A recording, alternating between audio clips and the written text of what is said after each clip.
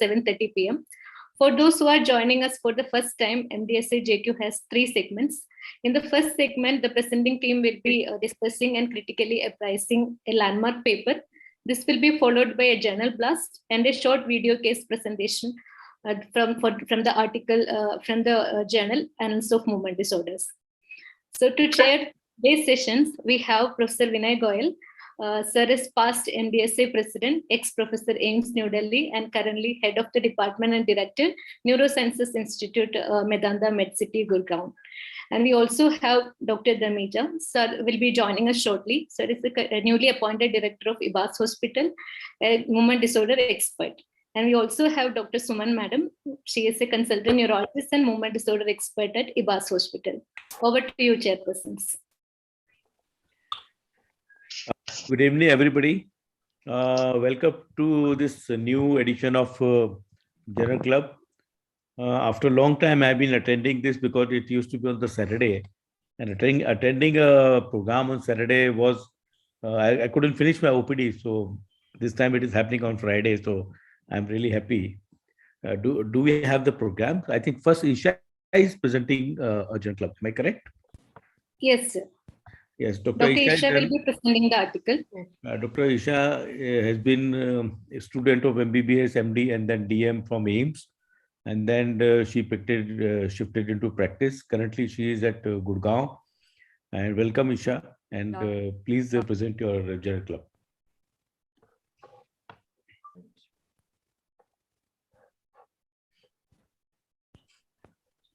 Yeah.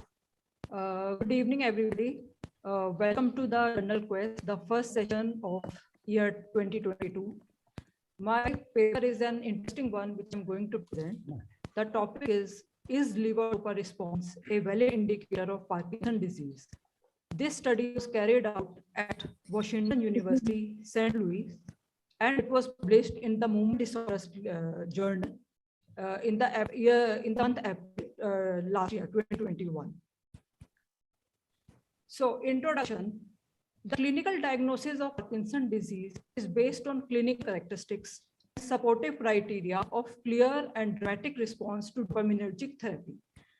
These criteria are the dopaminergic response has been stressed in UK Parkinson's disease brain criteria as well as MDS Parkinson's disease criteria. And it has been reported in different studies that there may be a subtype of Parkinson's disease which show poor response to levodopa, and the extent can be to the tune of 5 to 6%.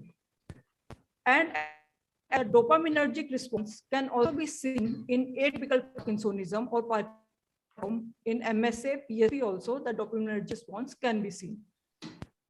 So what did this study aim to look at? Like this was a clinical response to dopaminergic, which was studied, and the disease scenario was correlated with the autopsy findings. So main thing is that they try to see how many patients with Parkinson's disease and Parkinsonism syndromes, the pathological correlation, and also studied the dopaminergic response and correlated with the pathological diagnosis. And then they try to address the issue, how valid is the clinical diagnostic criteria of dopaminergic responsiveness. So this is a retrospective study, which was carried at the Movement Disorder Center at Washington University, St. Louis. It was data of 13 years, which was collected, from the electronic medical record from 1996 to 2018. So they scanned a total of the Parkinsonism patients, like typical Parkinson and atypical Parkinsonism. It was 8,249, but only those people who had autopsy confirmation of that data, the N equal to 297, which were taken into account. So out of 8,200, 297 were taken in. So each patient was examined by subspecialty trained movement disorder neurologist. Response to levodopa was assessed according to narrative of the patient, and UPDRS motor score, the part P of the UPDRS, was recorded in on and off state.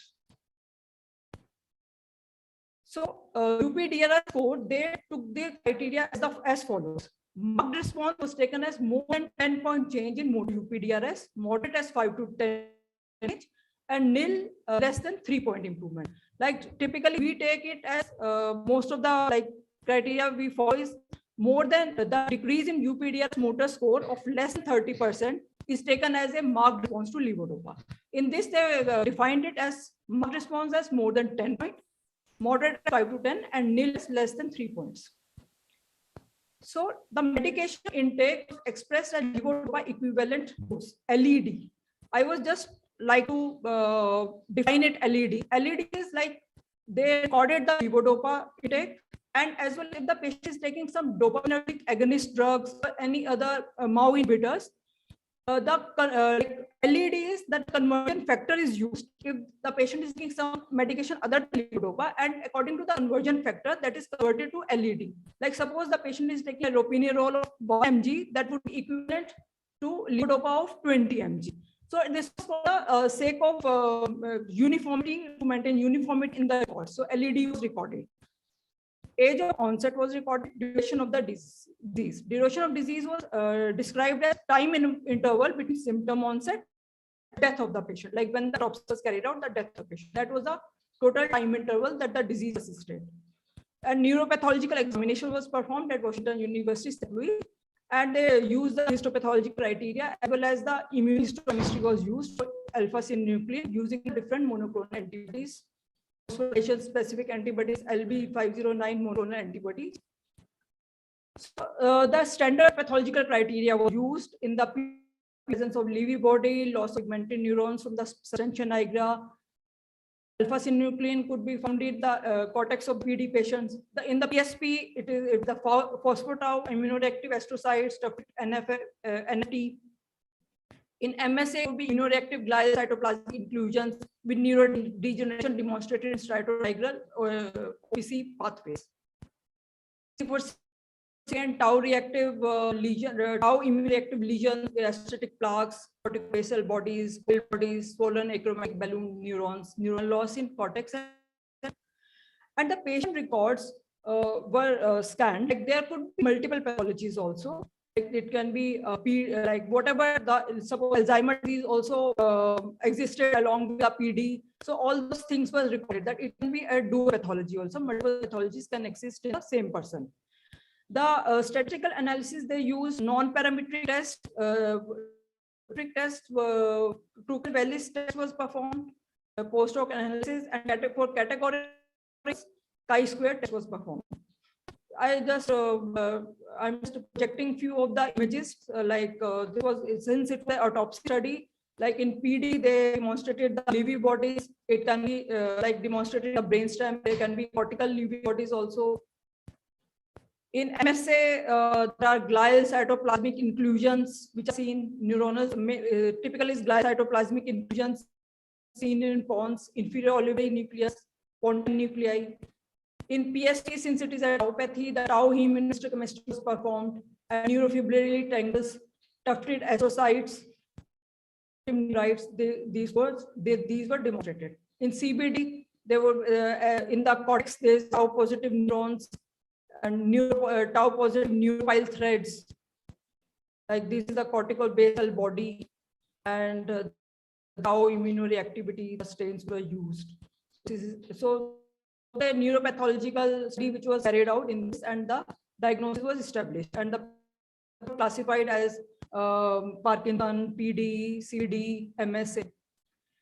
So like I said that the total patients who underwent autopsy were 297.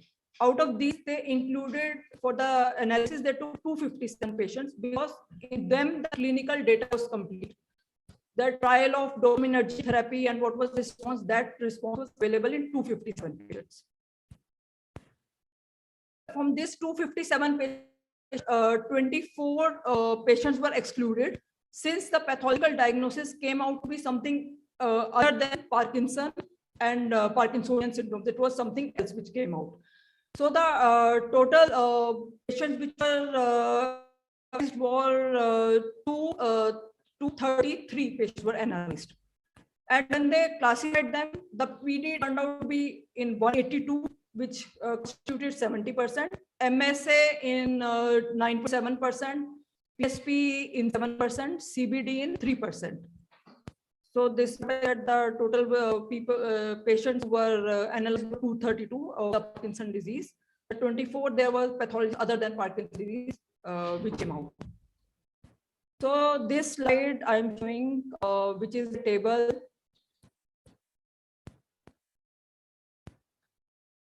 It shows that the disease onset as shown in the onset age PD was about 60 years in PD. In MS it was around 58 years. In PSP again it was a little higher, 69. CBD was 63. So just to highlight that little lower age seen in MSA. PSP a little higher age, but then they applied the statistical methods. They said it is not that significant.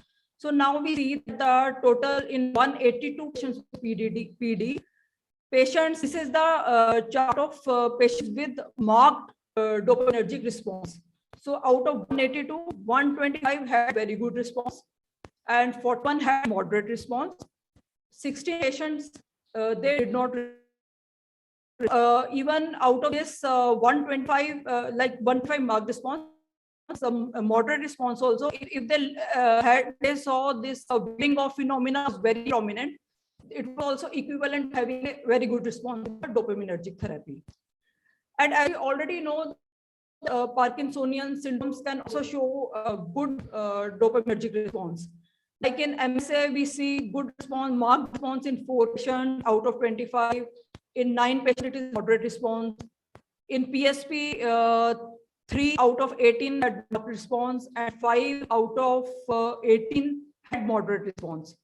In CBD, like there was also moderate response in 1 out of 8. And another thing which I would like to show is like what is the levodopa LED requirement, levodopa equivalent dose requirement. As you see, it is the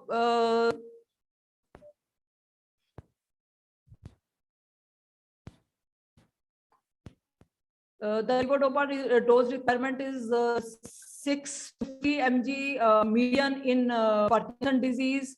In it is a little higher dose, 900. In PSP, it is 875. In CBD, it is 975. But they applied the statistical methods to these also, and they then each subset they studied, like levodopa response. Suppose you see Parkinson's disease, levodopa median is 6. If you have a look at patients with mild response and patients with moderate response, and patients who did not respond, like this is 700, this is 600, 825. So it was concluded that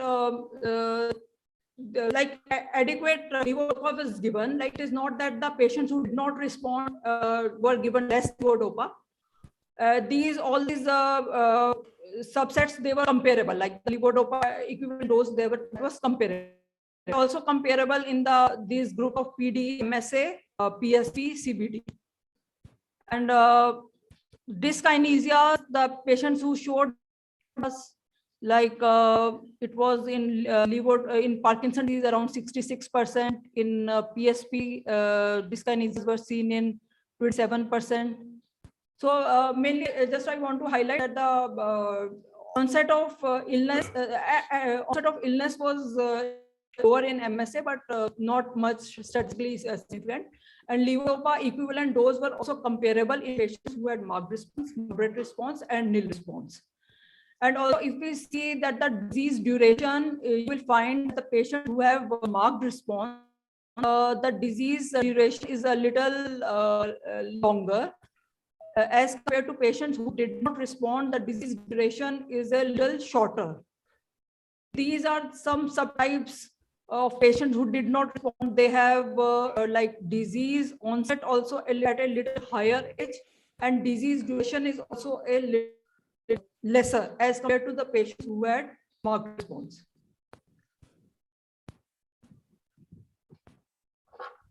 Next.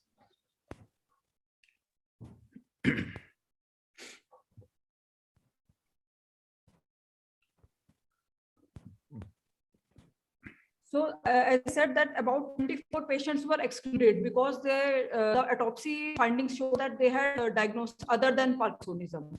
As we commonly see that even patients with vascular disease, they also behave, they also sometimes we to diagnose them as Parkinsonism.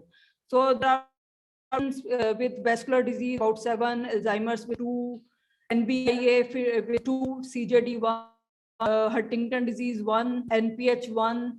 So these patients were not taken into total analysis of the cases. So just to summarize the results, so it said that the average levodopa equivalent dosage at the time of peak benefit in the groups which showed marked response, moderate response, and mild response. There wasn't statistical difference in the average levodopa equivalent dose. And the start of the study was the patient given an escalating dose until there's symptomatic benefit or there's dose limiting side effects. And in this study, most of the patients received more than 600 mg per day. There were it is said that patients who received less than there were only very few patients in this study which received levodopa less than 600. It's only 2 patients in PD group, 1 patient in PSP, and 1 in each MSA and CBD. So what I mean to say that even if you say that those patients must be receiving less levodopa, that wasn't the case. So the patient received adequate dose of levodopa, and still we saw that few patients who have Parkinson's disease proven by autopsy showed nil response to levodopa. And as I said that if you look at the patient, if you want to say what are those subtypes which do not respond to levodopa and they are Parkinson's disease, there was the observation that their age of onset was a little higher in the age of onset was higher in the patients who did not respond to levodopa, and also the duration of illness was a little shorter in the patients who did not respond to levodopa.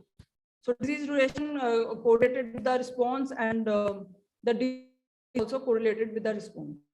And also we see that the patient with multiple pathologies, like in that also in some of the patients you see there is response to levodopa, like in the vascular disease, in NBIA, in which we thought that clinically they are PD. There were some patient in moderate response to levodopa. So it even if the disease condition which pathologically did not turn out to be Parkinson's disease also showed patient showed response to levodopa. So as said that the main the criteria which usually follow the MDS Parkinson's disease criteria and UK Brain Bank Parkinson's disease criteria, both in their supportive criteria, they use this as a important criteria to be met, that is the dramatic response to levodopa. But in this case, we are finding that the patient who had marked response to levodopa, they are not 100%. Like total, like if you see 81% showed very good response, 91% showed very good response to levodopa, and so total like 81% built the criteria of PD. So this study showed that there are still 7% of the autopsy proven PD patients whom we did not get a levodopa response. If you try to fit them according to the MDS criteria, then you would say that are the patients not PD, like they are not showing the response to levodopa. And anyway, like patients were receiving adequate dose of levodopa, and also like it was not that the non-responders did not develop dyskinesias or motor fluctuations. So like the study also reiterated the fact that the other Parkinsonism syndrome like MSA, CBD, PSP, as shown in the previous studies, they might show a very good, they may also show moderate response to the levodopa. Like in MSA, 52% showed response, PSP 44% showed response, CBD a little lower side, they also showed response. So, and non-PD patients, some of the non-PD patients also showed response. Some of the non-PD patients showed mild response, and some of the non-PD patients showed moderate response to dopaminergic therapy. So, what are the? I would just narrate what I find are the limitations of the study. It is a retrospective study. Like, it's not that we are following up the patients. We have made one diagnosis at a cross section, and it is not a longitudinal study. And we are then trying to correlate with the autopsy findings. So maybe it was during disease progression that whatever diagnosis we made 1 year back, 2 years back, we may review our diagnosis. But anyway, it was a stat cross-sectional diagnosis which was considered and correlated with the autopsy finding. And actually, they tried to maintain a good clinical record. So that is also thing that what was the accuracy of the clinical information, like UPDRS available for most of the patients on and off state, but not for all the patients. But that was a good point that the subspecialty MD neurologists notes were available in the file. So we can, if it is written in the file that it is dopaminergic responsive or this is dopaminergic non-responsive, we can trust on that data. And the main stress of the study was dopaminergic response. The evolving clinical diagnosis was not that much stressed. Like what was evolving clinical diagnosis? It was mainly the dopaminergic response which was studied in a patient with them which had the initial diagnosis of PD or was some atypical Parkinsonism. And well, I believe that it was must have been adequately addressed. The non-responders were they complying with the treatment, duration of the treatment, dose, though they have found that it was adequate dosage of around 600 mg per day was given. And what are there may be dual pathology which can coexist in the autopsy findings. It can be PD along with SP, AD along with PD, as it was seen these patients. About 6% the AD and the PD both coexisting. Was that making any impact on the response? Actually, that don't know. That the study was not aimed to address that issue much. So the strength of the study was that it was a very good study that we can correlate with the neuropathological data. Like we clinically see the dopaminergic response present or not, correlate with the neuropathological data. Like even atypical Parkinson can also respond to dopamine. Even a typical Parkinson, classical Parkinson may not show response to levodopa. There was no selection bias. Patient data was available, and it is a good thing that the MD specialist, movement disorder specialist, analyzed most of these patients. Statistical analysis was appropriately applied. It's interesting to note that in studies that there were pathological diagnoses other than which were seen, though the clinical diagnosis was PD. The atypical, like as I said, it was like muscular Parkinsonism, MBIA, Huntington, that can also be associated, and we were seeing some moderate response to levodopa. So what I conclude is like that some patients with pathologically proven PD do not show response to levodopa. It can be of the tune of 6 to 7%. Age may be an important factor. In this study, they noticed that greater age of onset rather than those with marked response.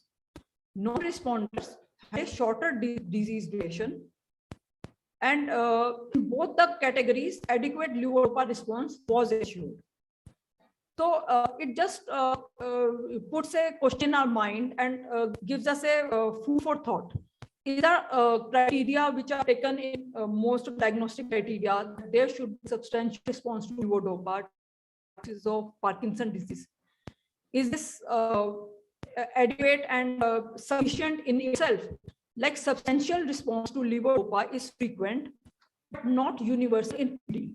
And an absent response does not exclude PD.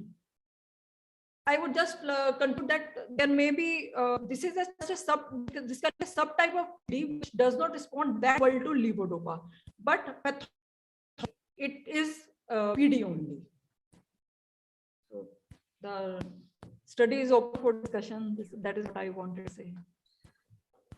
Thank you, Isha, for a wonderful presentation.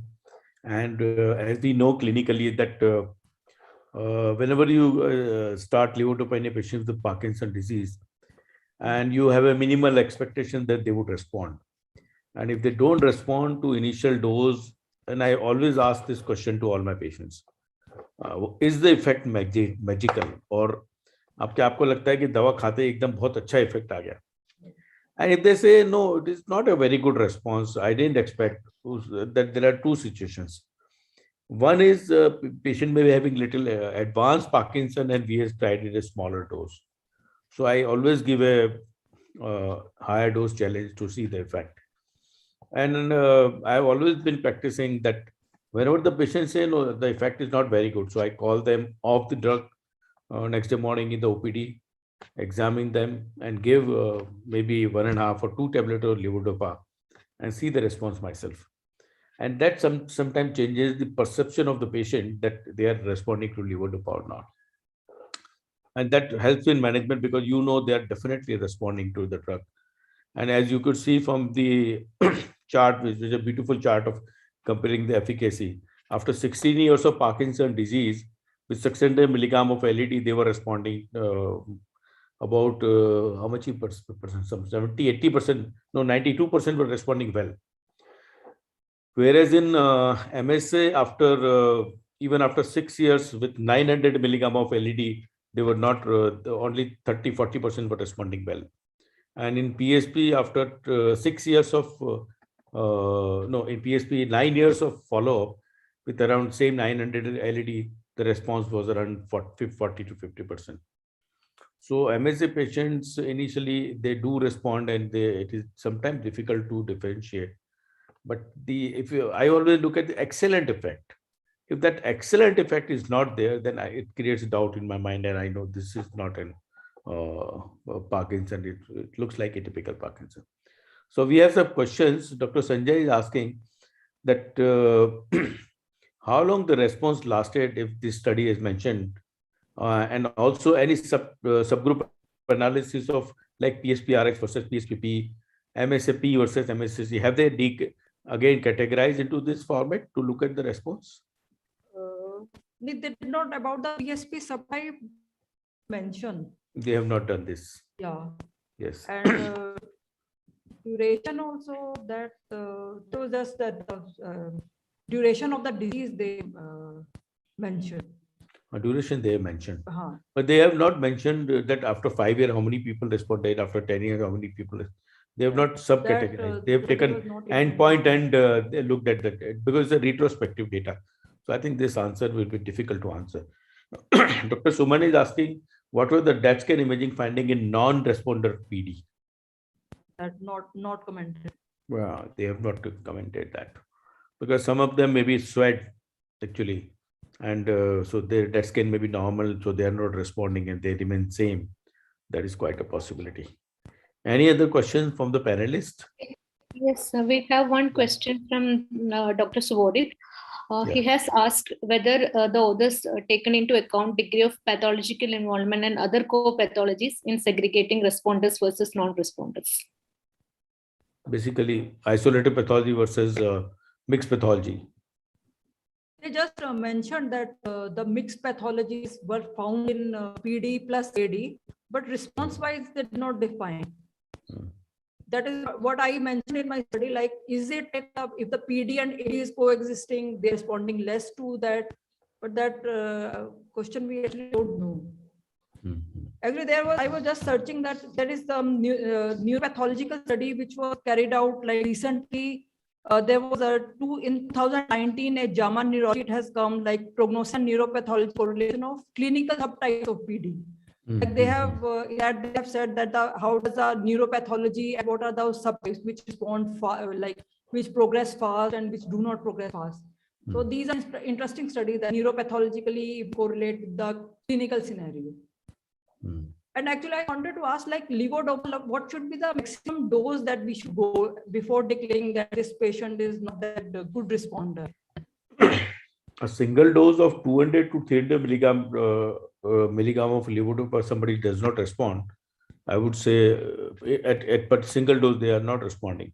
Otherwise, one should give at least 600 milligram per day for 3 months before you say they are not responding.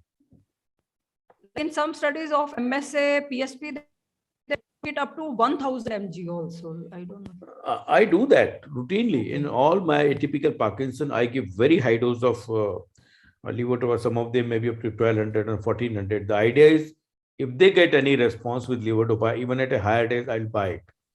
But at that point of time, when I realize there is no response, so I do the same exercise again. Call them to my office, see the effect in front of me. If there is no response, I take off the drug because that's adding to more of a hypotension and nausea and all other problems which are not warranted. And if the patient is responding very well to even say 300 mg of levodopa, then we can just observe that and according to needs. I will do that. But I always try to increase the dose and see, is this increasing the effect of levodopa? Wonderful presentation. Any more questions, Dr. Divya? So not in the chat box, sir. Yeah, We even can have other panelists' comments, like one or two comments. Any comments from other panelists here? Dr. Dhamija sir has also joined. So probably Yeah, I saw him. Yes. Dhamija sir wants to give any comment. So still we have to depend on the levodopa challenge test clinically in all the patients of PD unless proved otherwise. I agree with this point. I think that is the so-called bedside DET scan.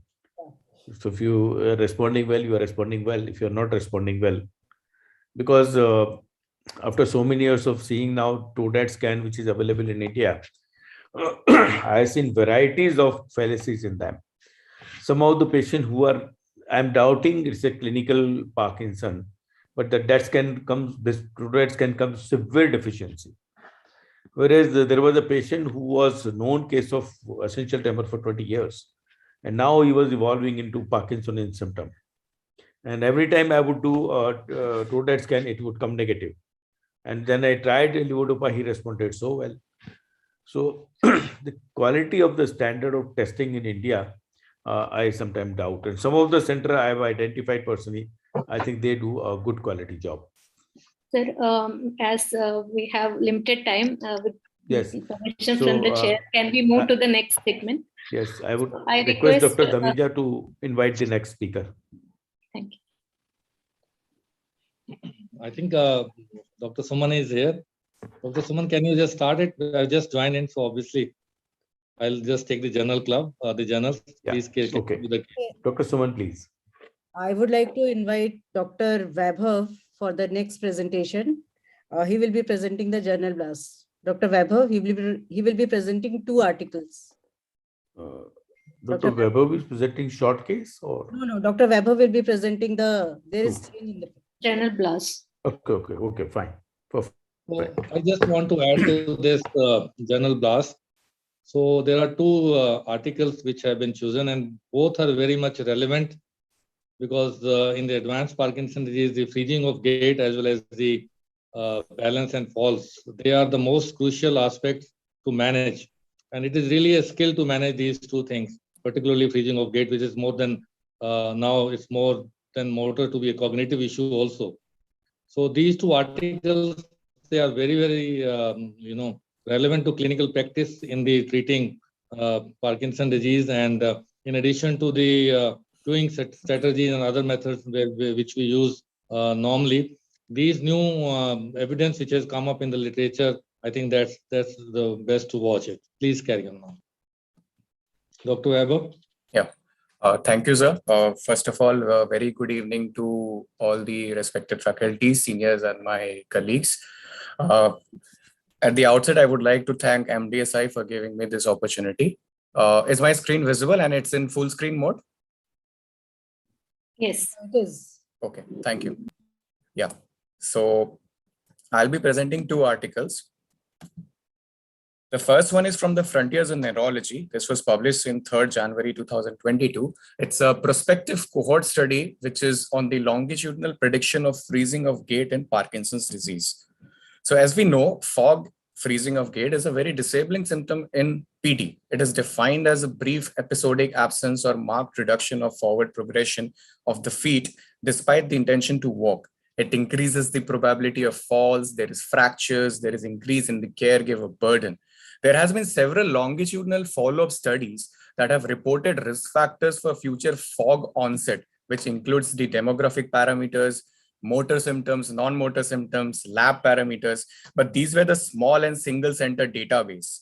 So in this study, a prognostic model has been made and a fog risk model has been made by taking a large cohort of patients with PD without fog, measuring their baseline risk factors, and then following the cohort for a sufficiently long time to see who develops fog. It was a multi-center cohort study. The time period was from October 2017 to November 2018, and the participating hospitals were 10 hospitals of China, and the patients were followed for approximately 2 years. The inclusion criteria were all patients with the clinical diagnosis of PD following the UK Brain Bank criteria were included, and it was certified by a movement disorder specialist. The exclusion criteria included serious comorbidities likely to affect gait performance like stroke, trauma, or any orthopedic disease. The patients who underwent DVS were excluded. So initially, a face-to-face visit was done at the baseline. And it is very interesting that in the 2018 only, they decided to make up all the patients were arranged for a 2-year telephonic follow-up consultation. And those who were unsure about the symptoms were made to come for a face-to-face consultation. And those who were severely affected were consulted at home. So if we look in the sample size, the 411 participants were included. Out of that, 48 were excluded because they were lost to contact, some died, some had orthopedic disease. And 2-year follow-up assessment from 411 became 363, out of which 13 were excluded because they were having some other diagnosis, not the idiopathic PD. And finally, in the model, we had 350 participants. This was the,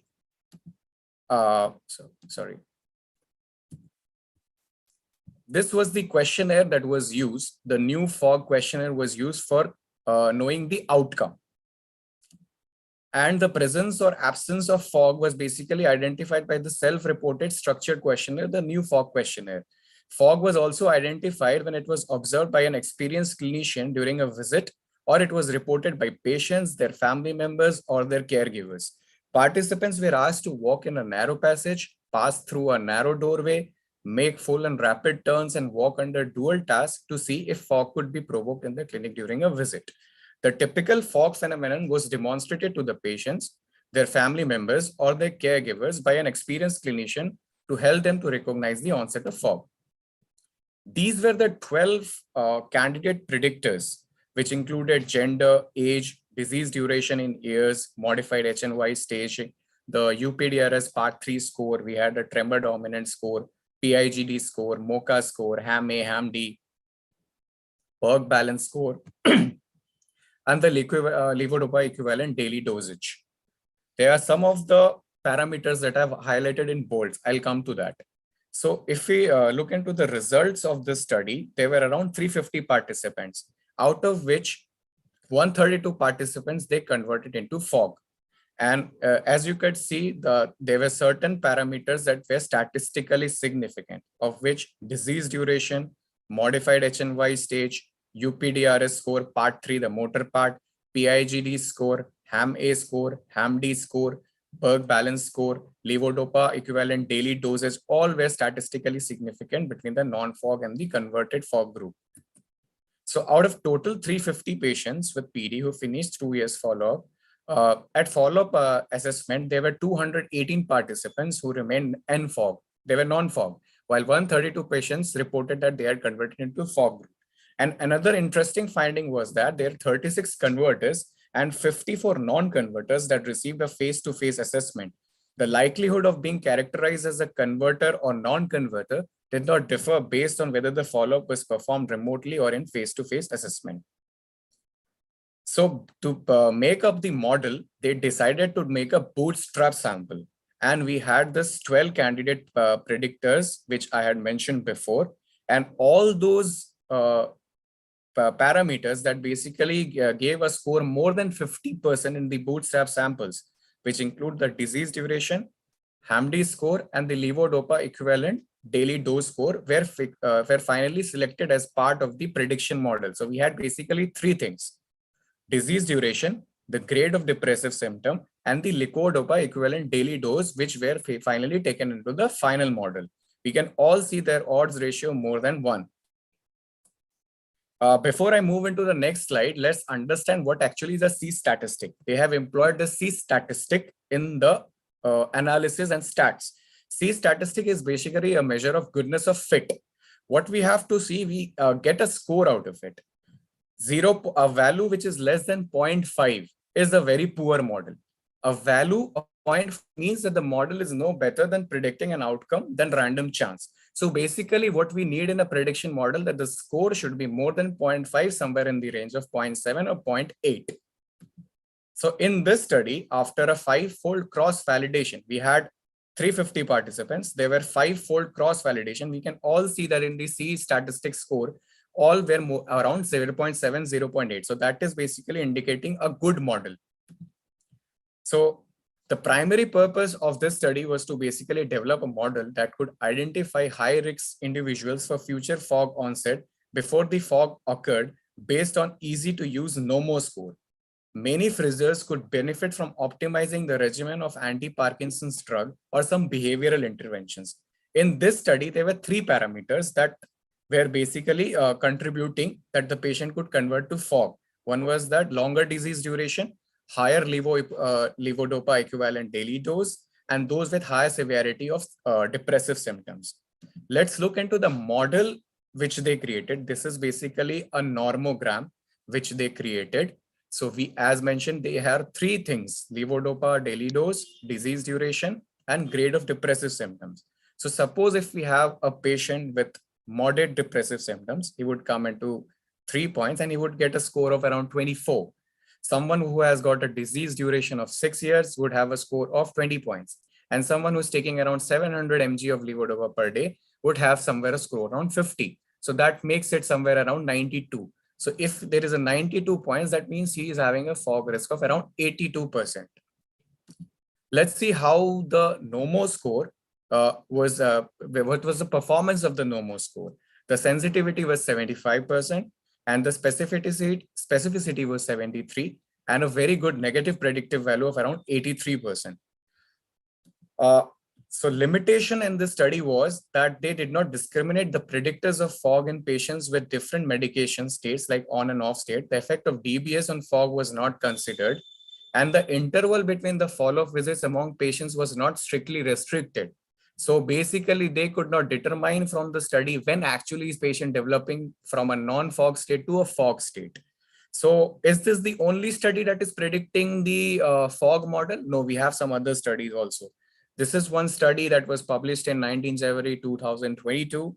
They have developed a predicting model, including the REM sleep behavior disorder, Parkinson disease questionnaire, HY stage, and the visuospatial function. We have, we have one more article from 2019 that was there in the Green Journal. They took the PIGD score, caudate DAT uptake score, and CSF A beta 42 score to predict the Parkinson. As we could say that the C index value is around 0.772. Here also the C index value is around 0.755, which is very comparable to the study that we just saw.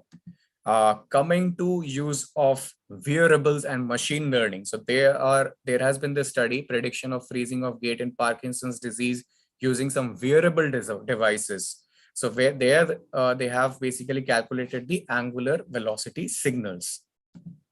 I'll now move over to the next article. This is on cholinesterase inhibitors for gait, balance, and fall in Parkinson's disease, which is a meta-analysis, and it was published in Nature's. So we know that the Parkinson's is a second most common neurodegenerative disease, and the cardinal symptoms are rigidity, tremor, bradykinesia, gait disturbance.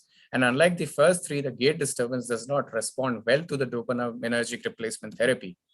There are various risk factors for gait disturbance and fall in PD, which includes age-related psychiatric factors, osteoporosis, polypharmacy, motor weakness, and PD-related factors, of which the most detrimental is the freezing of gait, which we just discussed. In this meta-analysis, the inclusion criteria was only those RCTs that investigated the effects of cholinesterase inhibitors, including rivastigmine, donepezil, and galantamine, on gait, balance, and fall in patients where idiopathic PD were included in the study. And literature search strategy was RCTs published before May 2021 in the PubMed and the other databases following the PRISMA guidelines were basically included into the study. And the search keywords were Parkinson's disease, in the title abstract, cholinesterase inhibitors, donepezil if they're in the title abstract, rivastigmine, galantamine, gait, walk, balance, or fall. And only studies that were published in English were included. So out of 336 records that were identified from the database, only 5 studies have been included in this meta-analysis. The primary outcome that was decided in this meta-analysis was to see the effect of cholinesterase inhibitor on gait parameters, including speed and variability. And the secondary outcome was to see the changes in balance and fall. And the risk of bias basically was calculated through the assessment of 5 domains: the randomization process, deviations from intended interventions, missing outcome data, measurement of outcomes, and selection of unreported results.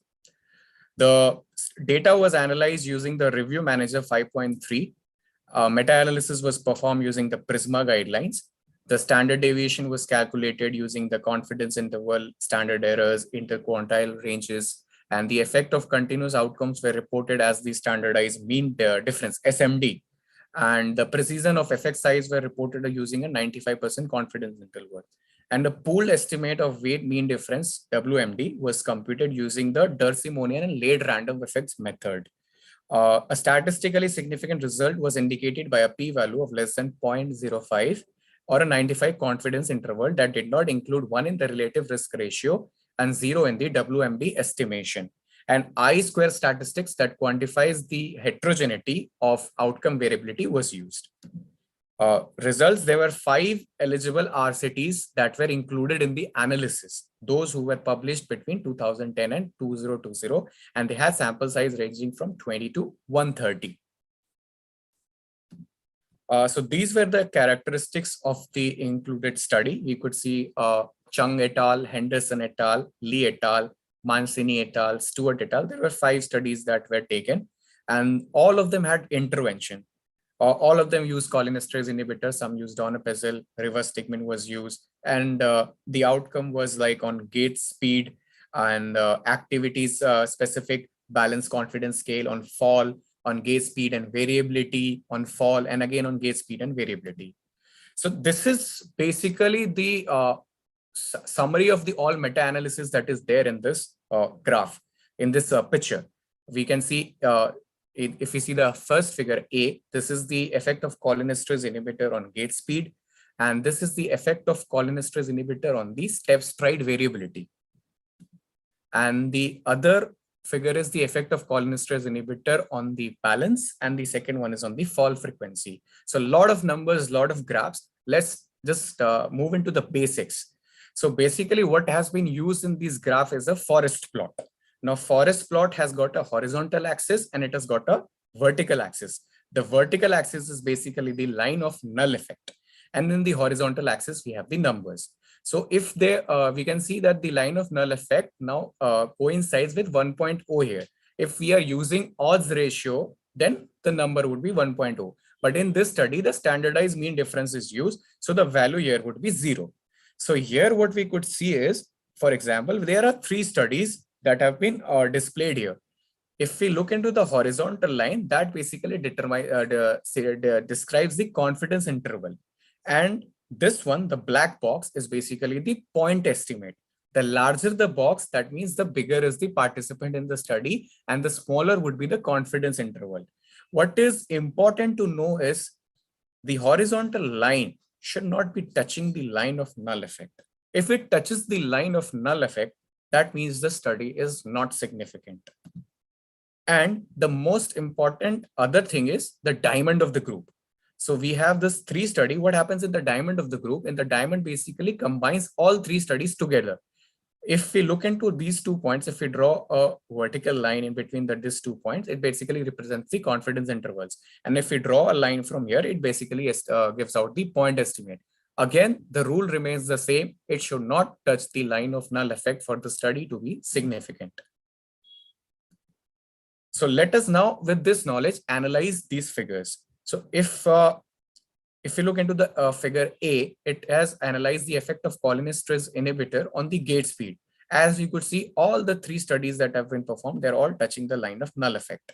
And the diamond of the group is also touching the line of null effect. So cholinesterase inhibitor did not significantly increase the gate speeds. So that is the inference. If we come to the next, we see that the diamond of the group basically is not touching the line of null difference. So basically here we see the study was statistically significant, and there was a significant beneficial effect of the cholinesterase inhibitor on the step or the stride variability. So we have a significant beneficial effect of the cholinesterase inhibitor on the step or the stride variability, but cholinesterase inhibitor did not significantly increase the gait speeds in patients with PD. If we look into the other 2 figures here, which is showing the effect of cholinesterase inhibitor on the balance and the fall, we could see that the diamond of the group is touching the line of null effect. So the studies are not significant. So basically, to summarize, the cholinesterase inhibitors did not have any non-significant, basically they had a non-significant beneficial effects. And the effect of cholinesterase inhibitor on fall reduction was not significant. Another important thing to look here is the I-square value. I-square value basically signifies the heterogeneity of the studies. It should be less than 50%. Here, in both cases, the values are more than 50%, which means the study is highly heterogeneous. So the results of 5 RCTs that have published between 2010 and 2020 were summarized, and all studies basically recruited patients diagnosed as having idiopathic PD by neurologists. The present study demonstrated that although cholinesterase inhibitors did not significantly increase the gait speed in individuals with PD, but the step or stride variability significantly improved. So considering that patients with PD generally tolerate cholinesterase inhibitors, so they are a possible treatment alternative for gait disturbance for these patients. Thank you. Thank you, Dr. Vaibhav. Is there any comments or questions from the participants? So the predictive model of freezing of gait in Parkinson's is very important because each patient behaves in a different way. The natural history of each patient of Parkinson's disease is variable, and we have not still understood completely why this happens in individual patients. So it is important to predict which of these patients are going to have freezing in the later stages and which are not going to have it for the management perspective. Similarly, the role of cholinergic enhancers like cholinesterase inhibitors is still not clear. Some benefit, particularly in strides, but not in the speed of the gait, and not very well documented evidence for the falls and balance. So still there is some evidence which can be useful in clinical practice, how to predict and how to manage these complications in advanced Parkinson's disease, which are really difficult to treat and not very well managed by dopaminergic or responsive to dopaminergic medications.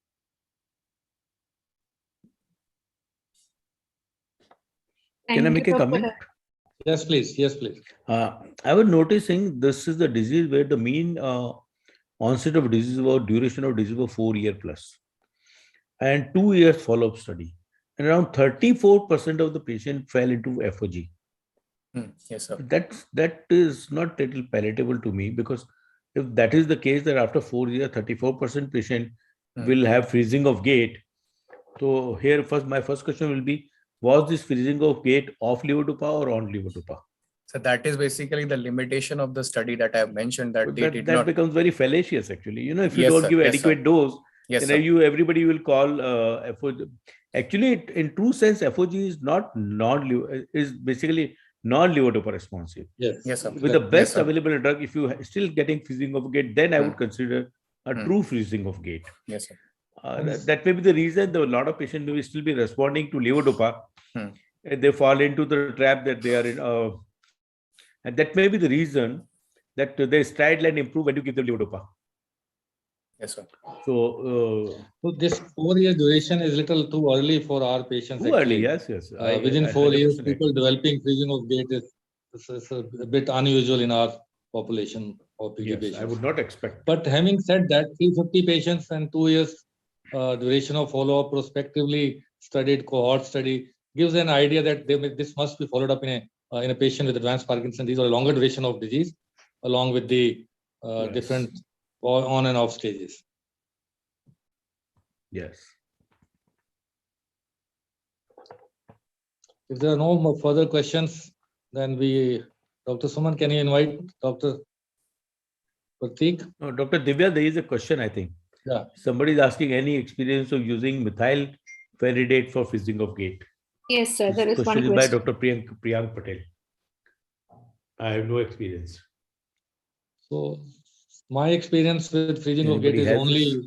queuing, whether laser, audio, or other things, not with any pharmacological interventions at this stage. Not very robust evidence to use any of these medications, which are still, I think, under study. We studied this Q, giving a Q some, so I think it was almost 15, 18 years ago. Yes, One but of there are the, new interventions coming up with use of these sticks and with queuing, whether auditory, laser, all these things are coming up. But yeah, this is documented that queuing does help, and that is the only intervention as of now which is useful for no doubt freezing. about it. It does help.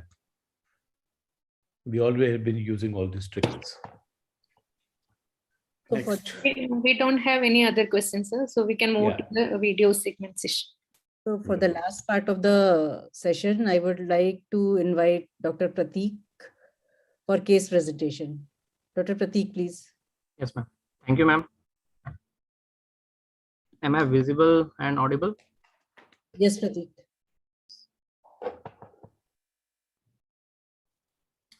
Well, good evening, respected teachers, seniors, and my dear colleagues. Before starting my presentation, I would like to thank MDSI for giving me the opportunity.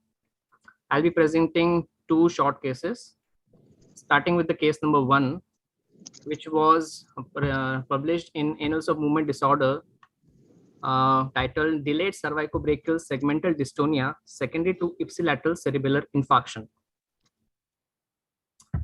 A 49-year-old man presented with a 3-year history of abnormal posturing of right upper limb. His symptoms initially started with difficulty writing, owing to which he was treated as writer's cramp. Subsequently, the abnormal posturing involved other activities and hindered his daily routine. No posturing was noted at absolute rest, that is while lying down or standing with arm at rest. There were no abnormal movements in any other limbs, trunk, or face. There was no significant family history suggestive of dystonia. The patient had sustained a stroke 9 years before the onset of aforementioned described posturing. The stroke was characterized by sudden onset vertigo, vomiting, with right facial weakness, bulbar weakness, right hemiataxia, and left hemisensory impairment. He was diagnosed to have a right vertebral artery dissection with right posterior inferior cerebral artery territory infarct involving the right lateral pontomedullary junction and cerebellar region.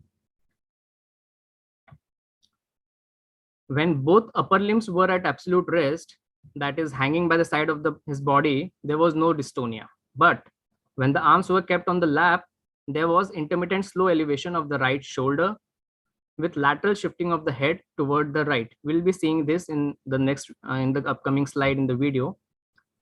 This was also associated with adduction of the arm with slow pronation at the elbow, which was more prominent when the arms were outstretched. And also dystonia was also seen while writing. So coming on to video, both the arms are at the patient's lap. We can see there is slight elevation of the right shoulder. There is intermittent slight dystonic elevation of the right shoulder we can see.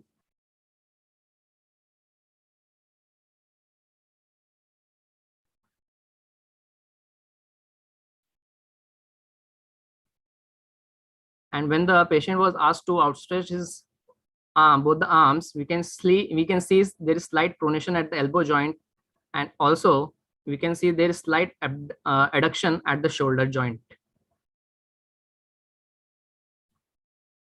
Well, his cerebellar signs were almost unremarkable.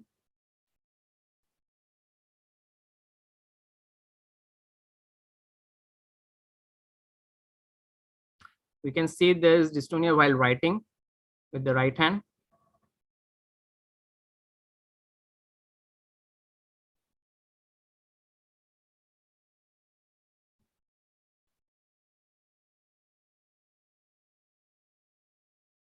And there were no abnormal movements while walking.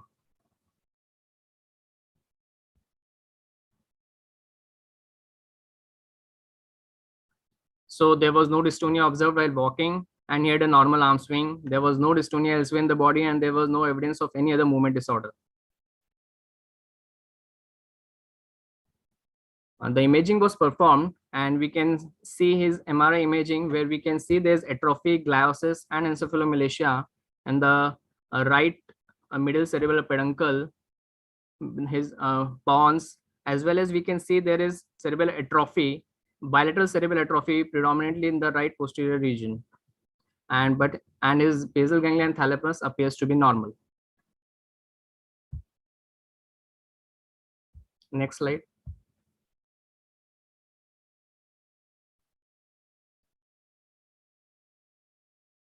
Next slide.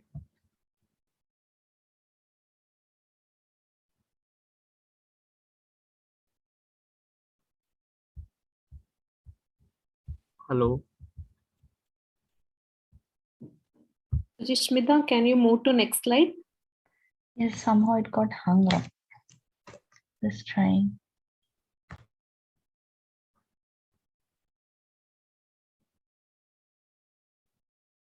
Try escape and then again do slideshow. Yeah, again share it.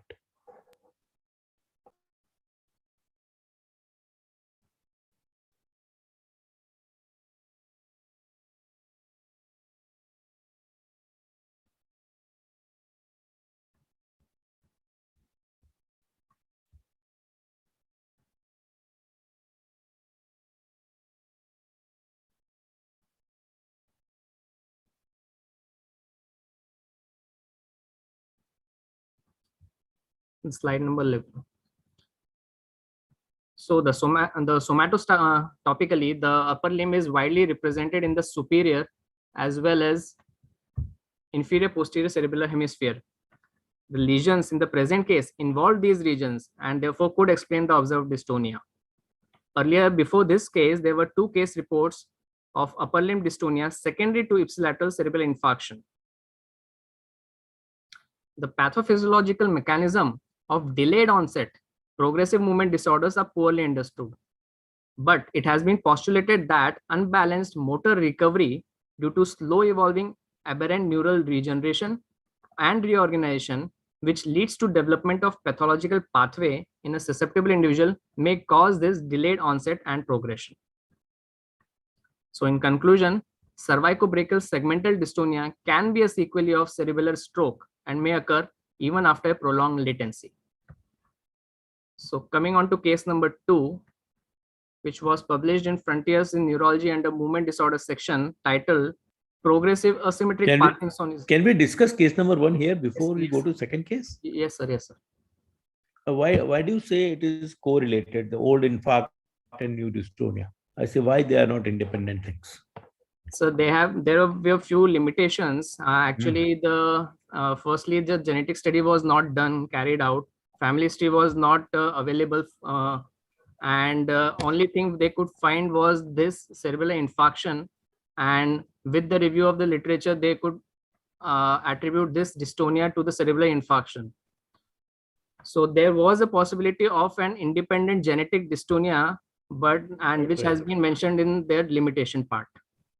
Yeah, because see, Dr. Sanjay is mentioning the infarcts are bilateral, and I agree with him. See, all of us have seen cerebral infarcts in the hundreds and hundreds of number. And maybe I have not looked from that point of view, that I would have a patient who has a cerebral infarct many years ago, now presenting with dystonia. One thing. Second thing, segmental dystonia is so common. It is not an unusual or a rare circumstances. So having 2 disorders together, I would think from that point of view also. Yes, sir. Any other opinion about this case? Dr. Sanjay? Is he there? Yes, Dr. Vinay, you rightly said that there can be two pathology. Yeah. But the question is that looks like this dystonia is secondary to this infarct only. The reason is that if you see the movement disorder after the stroke, Yes. chorea and athetosis comes very early and dystonia comes late. Okay. And if you see the dystonia model, network model, then cerebellum may be involved in the dystonia network model. That I agree. And there are two infarcts, bilateral infarcts. So it is possible that it may be leading to dystonia on only one side. So theoretically it is possible, but it's very important that we rule out other causes also. No, I have a different point of view. See, if there is such a very good correlation with the pathophysiology that when there is a cerebral involvement, you can have dystonia. We all of us would have seen thousands and thousands of dystonia like that. If that is the case, then and I'm sure you have you seen patient like this? At least I don't remember now. So in last 25 years, if I have not seen something like this, I would doubt this entity. And I would say why it is not a chance that there are two things present together. Can we have any other imaging modality to prove this, Dr. Sanjay or Dr. Vinay? I wonder. No, so the imaging modality, since it happened after 5 to 6 months, so 8 imaging years, I think. 8 years, sorry, 8 years. Yeah. So imaging modality is not going to help right now because it's more than 8 years now has passed. But if you see the dystonia model, definitely cerebellum, the current hypothesis is that cerebellum plays a very important role. And since there is a lesion, theoretically it is possible. Any tractography can help in delineating this thing? No, but that will not correlate the pathology versus the disease. Dr. Sanjay, yes, name one disorder where cerebellum has not been found to be implicated. that is a very good comment. You always find some or other study which is correlating dystonia, Yes, cognition, yes. mutism, epilepsy. I mean, which disorder is not correlated with? That is why we call cerebellum is now involved in everything and different presentations. Yeah. So it is more of researchers. It is more of a researchers to debate and keep discussing. But being a clinician, I would really, I would not bother about it if there is a cerebral infarct and I would think this is because of this, dystonia is because of this. No. The relevant question here is that if you see the palatal tremor, that is a very good example. That everybody agrees with that. Yes, so there's no doubt about it. So so that is a very good example that a movement disorder happens even after 18 years, like it has been reported. But the pathophysiology is there is HOD, that is hypertrophic olivary degeneration. Yes. So it takes some time to develop that olivary degeneration, and that is the reason it takes so much time. Yeah. And even there, the cerebellar disorders are cerebellar infarcts are known to cause. I have not seen that examination that whether there was any tongue dystonia or any palatal movements. I am sure it must. You're trying to say maybe it is a palatal tremor plus syndrome. Yes. Involving yes. So that may give some clue. Clinical examination may give some clue. So, but Dr. Sanjay, that syndrome is so well described that none of us would disagree to it. That this is a very well described syndrome. But here we are trying to understand: is this cerebral infarct causing this dystonia? That's the point. No, the question is that here is a person, he has a dystonia, and there is an infarct. So you have to basically be very, very sure to deny that infarct is not leading to the dystonia. But I would differ because presence of a pathology does not mean it's a causative relationship. Yes, definitely, it's just a speculation. Yes, it's a speculation. I agree. Yes, correct. So there is a difference between association and causation. So probably both things can be associated rather than one causing the other one. Exactly, it's just an association. I agree, sir. Yeah, we can go to the next one. So coming on to case number 2, which was published in Frontiers in Neurology under Movement Disorder section, titled Progressive Asymmetric Parkinsonism Secondary to CADASIL Without Dementia. It was published in this very month of 2022. Next slide, please. A 60-year-old female presented with 2-year history of progressive worsening of left upper limb tremors, sleep disturbance, and urinary incontinence. She was diagnosed with Parkinson's disease. However, dopaminergic therapy was ineffective. 20 years prior to clinical evaluation, the patient exhibited symptoms typical of rapid eye movement sleep behavior disorder, such as sleep enacting behavior. And 2 years before the presentation, she developed tremor in her left upper extremity, which worsened, and patient complained of clumsiness and bradykinesia of the same extremity. Next. 2 months before the presentation, the patient reported urinary urgency, frequency, and incontinence without orthostatic dizziness, falls, hyposmia, or visual hallucinations. The patient denied experiencing migraines, dementia, symptoms of stroke, or psychosis, or even as her disease progressed. No other family members had a similar medical history. Positive Parkinsonian findings on the patient's physical examination included a mask-like face, postural tremors of the left hand, axial and left limb rigidity, and akinesia. Her UPDRS score was 66 points. Her neuropsychological tests were normal. MMSE was 30 and MoCA was 27. Negative findings included normal vertical eye movements, negative pull test, and negative Babinski sign bilaterally. The blood pressure measurements revealed that the patient didn't have orthostatic hypotension. The patient was investigated and MRI brain was done first. Kindly show the next slide. The MRI brain showed bilateral flare hyperintensities in the external capsules, the periventricular regions. Also the FDG PET was done, which showed the hypointense signals in the right putamen. And the VMAT2 imaging was also done, which was also corroborating with the FDG PET imaging. Looking at her MRI, both the temporal lobes were normal. Kindly move the previous slide. The further investigation after seeing this MRI of involvement of both the external capsule, skin biopsy was done, and it showed the presence of granular osmophilic material, which confirmed the diagnosis of CADASIL. And it was further confirmed with the genetic study, which showed R4544C mutation on NOTCH3 gene. Next. The lower panel on the left side shows the osmophilic granules material on the skin biopsy. Next. So the final diagnosis of CADASIL with vascular Parkinsonism was made. Patient was treated with aspirin, but there was no significant improvement in patient symptoms during the 6-month follow-up period. So before this case, there were 6 other cases of similar presentation of CADASIL and Parkinsonism. However, in some presented with symmetric Parkinsonism, while others presented with asymmetric. But the majority of them, almost all of them, presented with dementia, and many of them presented with stroke. Next. Urinary incontinence within 5 years is a red flag for idiopathic Parkinson's disease.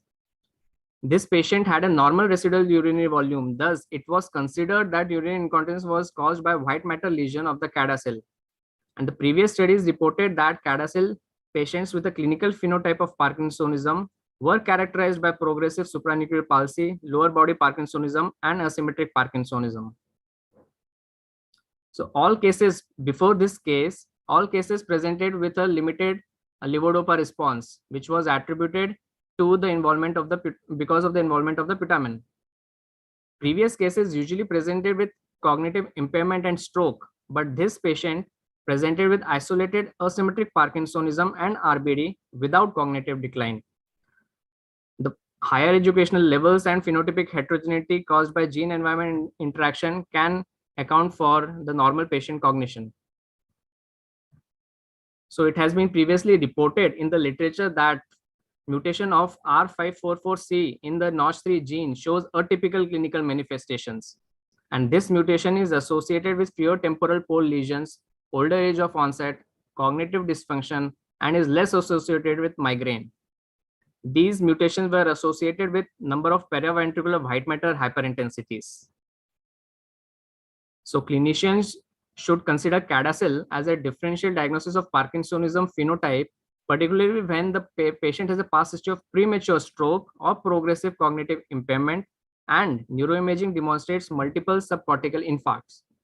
Evaluation for characteristic white matter hyperintensity in external capsule and temporal pole should be a focus in future clinical diagnostic testing. This concludes my presentation. Thank you for kind attention. Any comments or questions? I think clinically UPDRS of 66 in 2 years itself will exclude Parkinson's disease, I would say. But that will tell you there's something seriously wrong, that he has very high UPDRS. And as you mentioned, he did not respond to levodopa. That's another point. I remember Bijay presenting a case in a MDS meeting, I think in Dublin meeting, where PSP secondary to CADASIL. Bijay, you were there? Yes, sir. I was here, sir. Yes. Yes, So sir, I presented in Vancouver. Yes, it was in The Vancouver. patient presented with PSP-like phenotype, and also for her very subtle, as they have mentioned in the slide, very subtle hyperintensity in the temporal pole. And for us, the NOTCH3 gene was negative. So we thought it could not be a CADASIL, but anyhow, we approved later on with skin biopsy. Only 5 cases has been published till now with the skin biopsy, NOTCH3 negative Parkinsonism, and we are published in MDCP this month, sir. Wow. Okay, so like this case is very interesting. The reason is that if you see all vascular Parkinsonism patients, they have some vascular dementia. So there are a couple of questions that why vascular dementia is not present in this patient. Sometimes it happens that vascular dementia usually follows vascular Parkinsonism. So it may not be present today, but it will soon appear. It is just a matter of time. And regarding the levodopa response, if you there was a very recent paper by ASPE editorial in PRD, and they have done a systematic review, and around 35% of the patient, they respond to levodopa. And even DAT scan studies have demonstrated that they have a functional DAT scan positivity in around 30% of the patients. So levodopa responsiveness is seen in vascular Parkinsonism patients, and it's worth trying. And what is very interesting that sometimes levodopa is also helpful in cognitive aspects also. So levodopa is the mainstay of treatment. Cognition, maybe there are studies of Parkinson with MCI and Parkinson with dementia tells you very well that it is not a Parkinson which is important. It is the age of the patient which is important. So it correlates very well with the age. The patient who develop Parkinson at a higher age is likely to have an MCI and cognitive decline, whereas patients with younger age are unlikely to have a cognitive decline. The another interesting point is we always think RVD means we always think about synucleinopathies. Here, vascular dementia can also produce, vascular Parkinsonism can also produce RVD. That's interesting thing, sir. Yes, correct. We don't have any other questions here. Wonderful. So we call it a day. Yes, sir. Very nice presentation by all.